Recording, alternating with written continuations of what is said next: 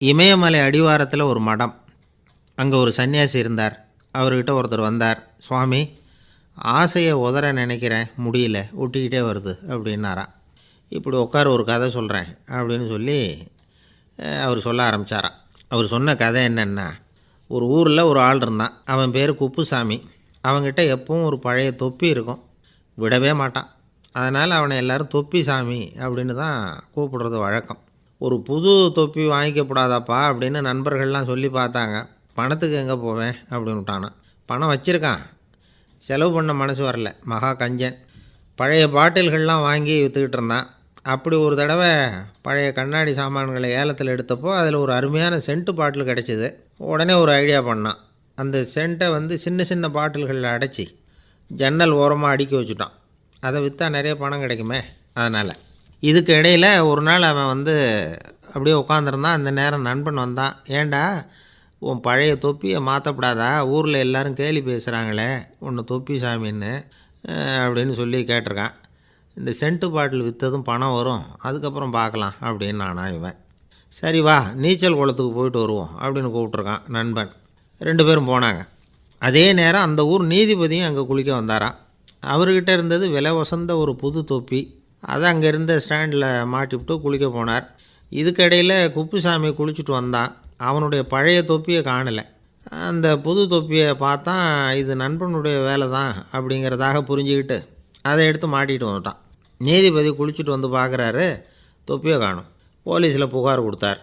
அவங்க தேடினாங்க. ஒரு மூலையில் பழைய தொப்பி கிடச்சிது. அடடா, இது நம்ம குப்புசாமியோட தொப்பி இல்லையா அப்படின்னு நானா ஒருத்தன். உடனே அவன் வீட்டுக்கு தேடிட்டு போயிருக்காங்க. அங்கே போய் பார்த்தா புது தொப்பி அங்கே இருக்குது. உடனே அவனுக்கு 1000 ரூபா அபராதம் போட்டாங்களாம். அவன் பணத்தை கட்டிவிட்டு ரொம்ப எரிச்சலோடு வீட்டுக்கு வந்தான். பழைய தொப்பி கண்ணில் பட்டுது. மறுபடியும், உன்னால் தானே எனக்கு 1000 ரூபா நஷ்டம் அப்படின்னு சொல்லி அதை எடுத்துக்கிட்டு அப்படி போயிருக்கான். அந்த ஊர் குளத்தில் வீசி எரிஞ்சிட்டு வந்துட்டான். அது மீன் பிடிக்கிற ஒருத்தன் கையில் சிக்கிச்சு. அவன் வர்ற வழியில் அதை எடுத்து வேகமாக வீசி எறிஞ்சான். அது நேராக குப்புசாமி வீட்டு ஜன்னல் வழியாக உள்ளே இந்த சென்ட்டு பாட்டில்கள் மேலே விழுந்து எல்லாம் உடஞ்சி நொறுங்கி போச்சு. குப்புசாமி பார்த்தான். தோட்டத்தில் ஆழமாக ஒரு குழியை வெட்டினான்.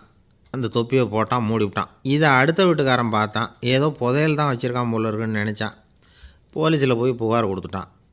மறுபடியும் போலீஸ் குழியை தோண்டினாங்க. பழைய தொப்பி மறுபடியும் வெளியில் வந்தது. எல்லோரும் சிரிக்கிறாங்க.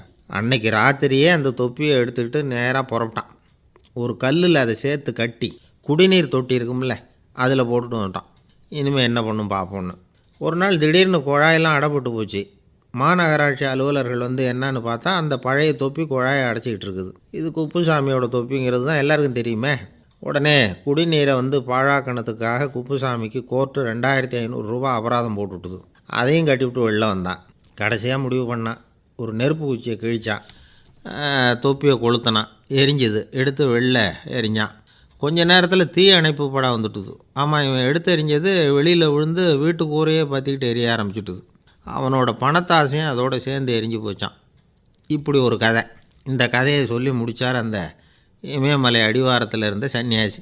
இப்போ அந்த குப்புசாமி எங்கே இருக்கிறான்னு கேட்டார் எதிரில் இருந்தவர். இதோ உன் எதிரிலே இருக்கிறான், நான் தான் அந்த குப்புசாமி அப்படின்னாரான் அந்த சன்னியாசி.